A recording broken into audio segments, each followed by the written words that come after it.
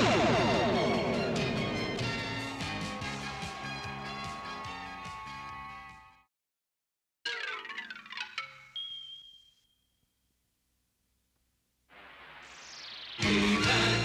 the Masters of the Universe. I am Adam. Hello ladies and gentlemen, and welcome to yet another, I shouldn't say yet another, this is after all the 10th official He-Man and the Masters of the Universe YouTube episode commentary. 10th, man! My name is James Etalk, and today I'm going to wax lyrical over the Season 1 episode, A Friend in Need. Yes, we're 10 commentaries into the He-Man series, although given the amount of complaints I had about She-Demon of Phantos, I might have to do that one again at some point. Now, usually I start off these commentaries about the original premise or the draft script, like, did you know A Friend in Need was originally based on the episode A Need in Friend, and that Ming the Merciless? No. With this episode, there's none of that. However, I can tell you that this episode's script was approved on March the 9th, 1983, and after revisions completed on August the 11th, 1983, a month before the series debuted on TV screens across the world. The evil forces of Skeletor.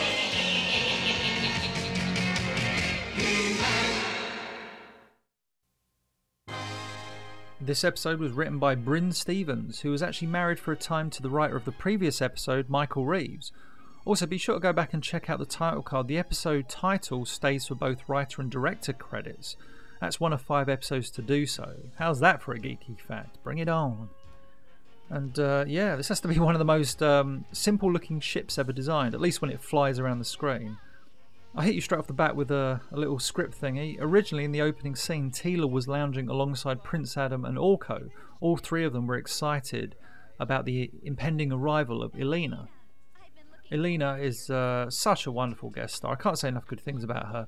The story obviously revolves around her, but she is the complete opposite to Teela. Even though she's obviously rather beautiful, she has no confidence in herself or her abilities. Actually, it's worth pointing out that Linda Gary voices both Teela and Elena so differently. I mean, it was her job as an incredibly talented voice actress to separate her character voices, but still, she does such a wonderful job in making Teela and Elena so very different personality-wise.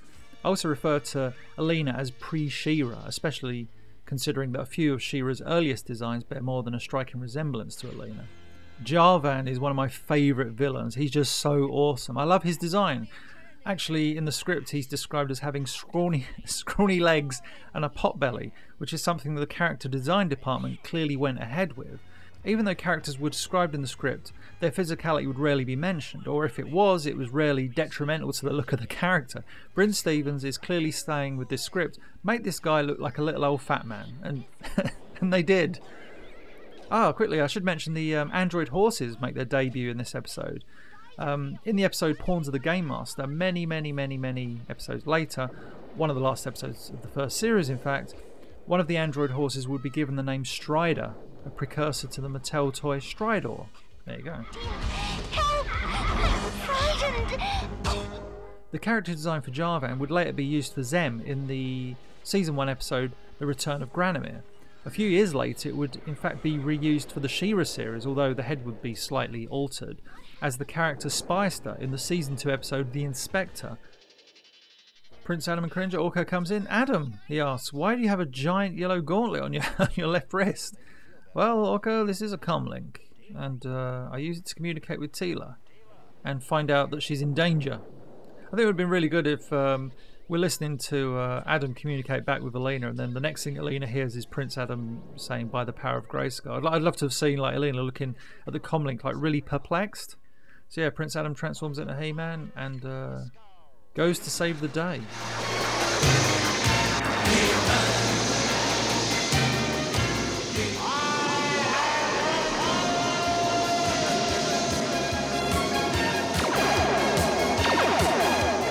I think the one thing lacking between these scenes is we don't really know the geography of Eternia, so how far away is the geyser field? Is it like, you know, they went there on their android horses, like, you know, is it a fair distance? Is it a short distance? By the time He-Man gets there, is Teela going to be dead?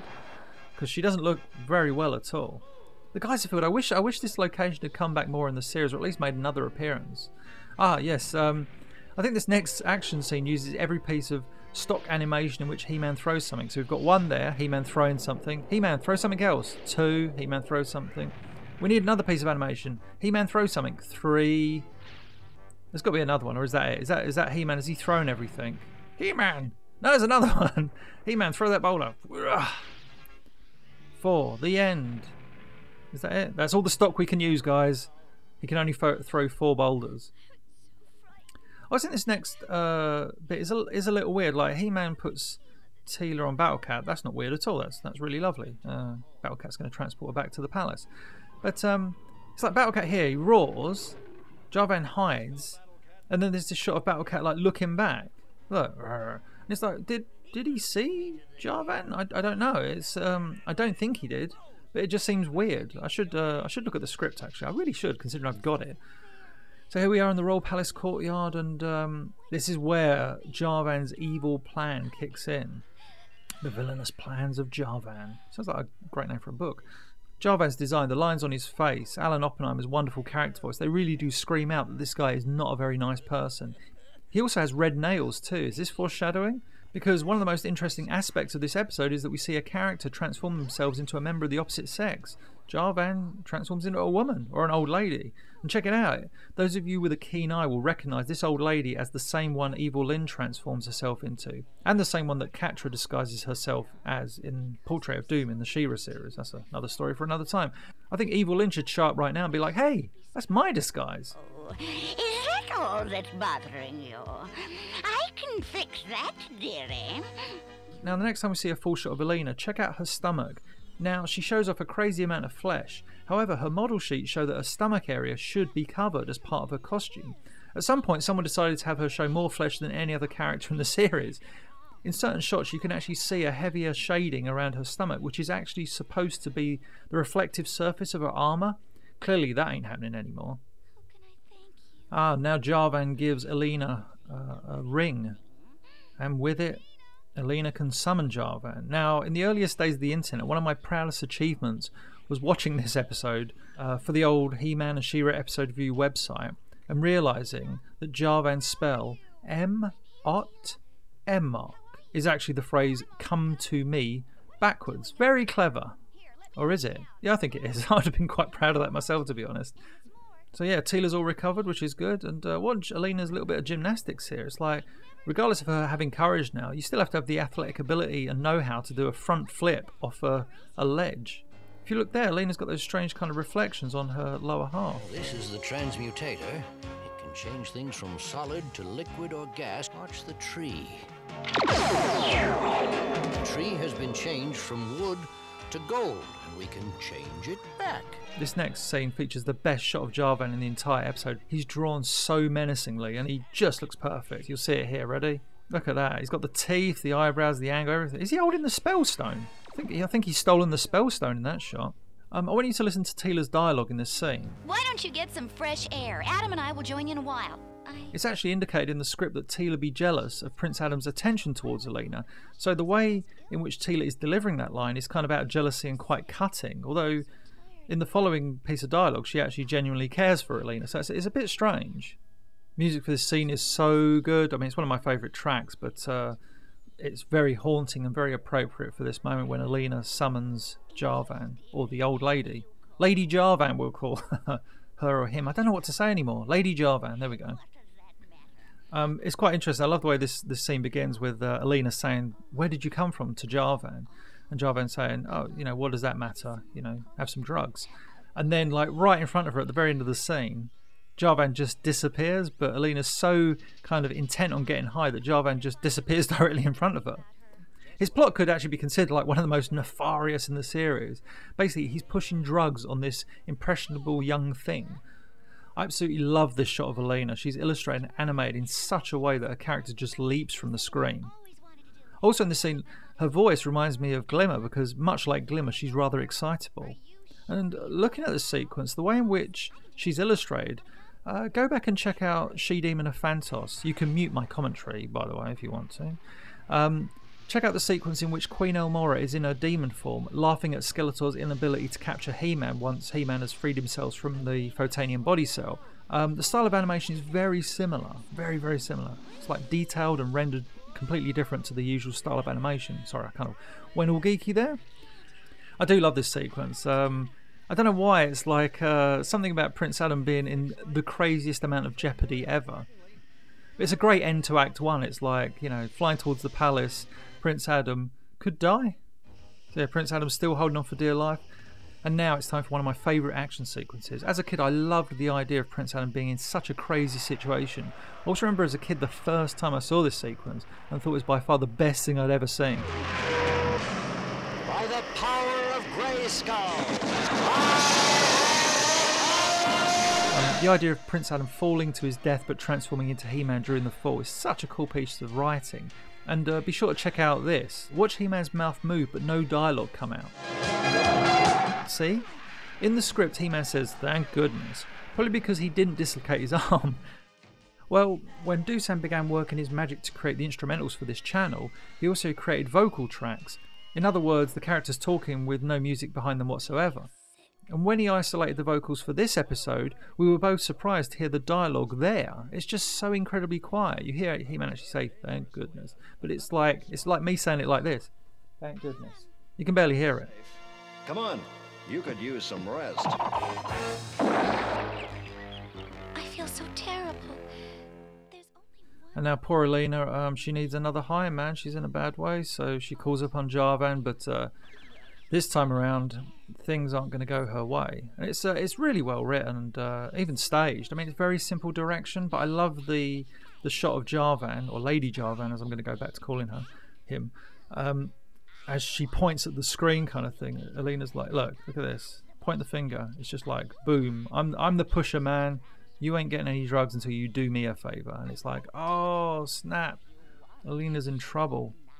And it's just that realism of like, this situation happens in everyday life, and it's not a good thing, Poor Alina.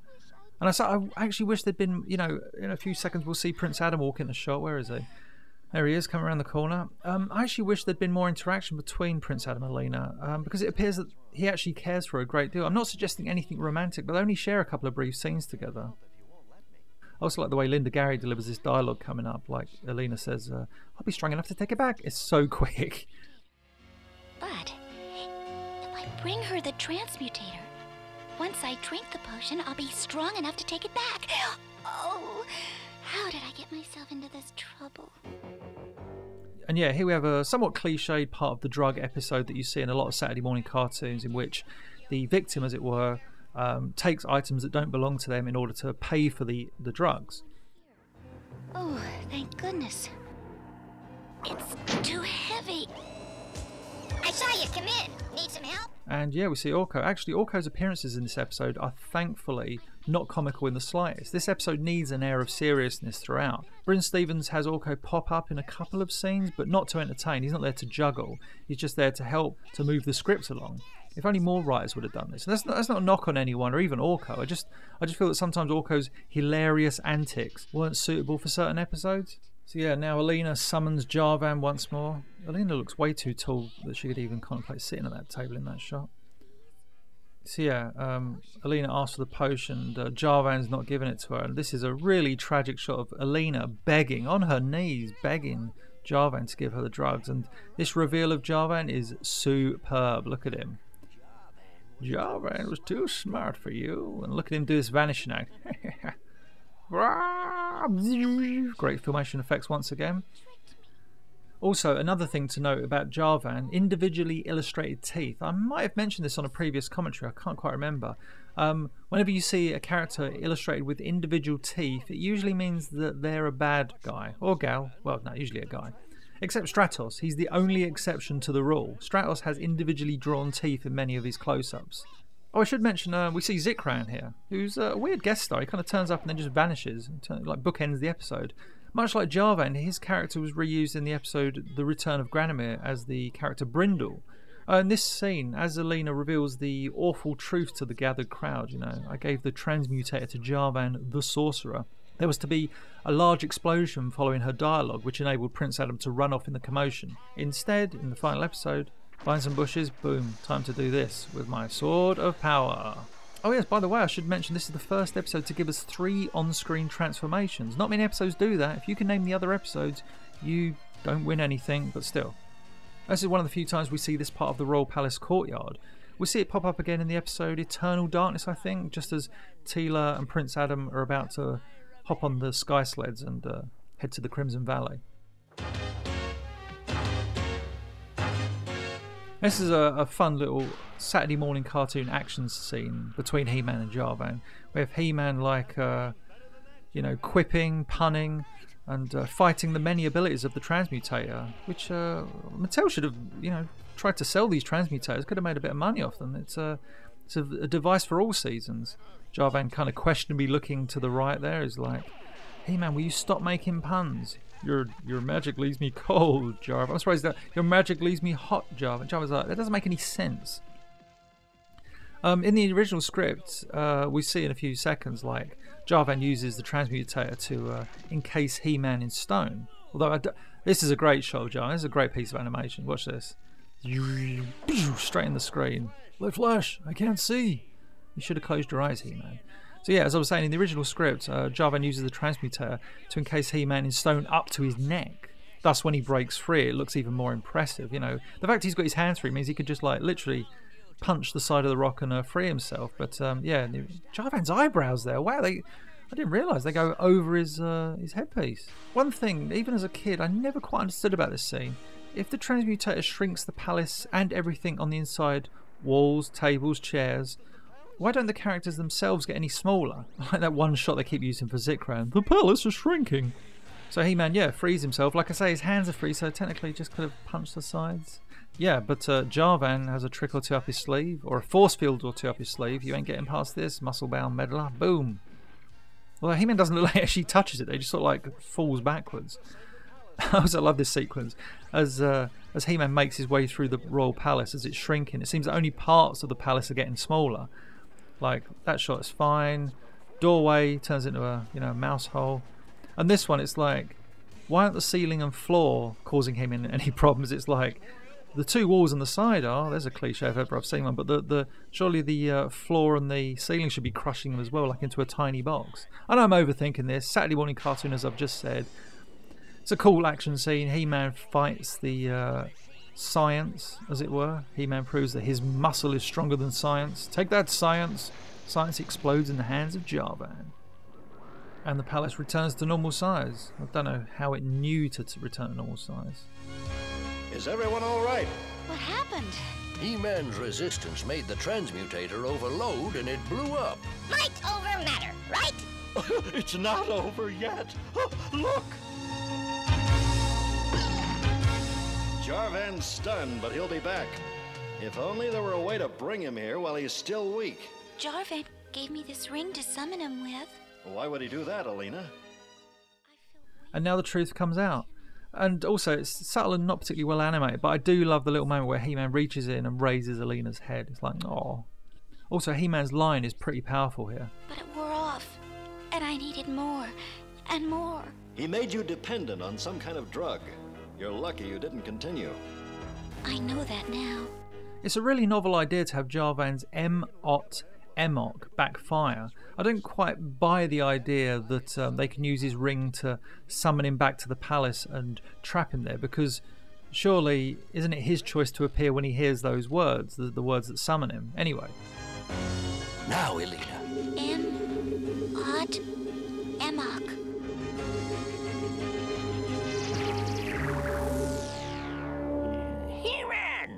Regardless, it's still a cool way of bringing the villain back and trapping him. I'm not going to complain too much. There's a great animation coming up here of He-Man blowing out the flames. I wish they'd used this animation rather than the one they developed for later in the series. This one looks more kind of like, it's like he's putting in more effort here. Yeah, He-Man blows out the fire. Take that, fire. Give up, Jarvan! You can't win! Maybe not. Jarvan uses that trick again. You think, oh, he's going to blind He-Man again. No, he puts him in a giant yellow girdle or something. Jarvan does his comical... Jarvan's run cycle is hilarious. Look at that. His little fat belly bouncing. Alina's run cycle is Teela's, don't worry. And Alina proves her, courage. Look at that. That is like some sort of wrestling hold or something.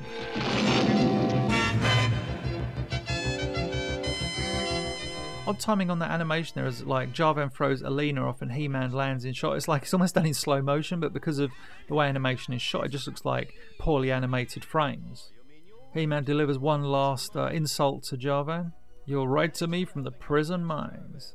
And yeah, the episode ends with Alina having, you know, kicked the drug habit. I do like the fact that Filmation didn't go down the path like Alina's suddenly brave and sounds all heroic. Well, I kicked the drug habit. I mean, if you talk that deep, that would be wrong.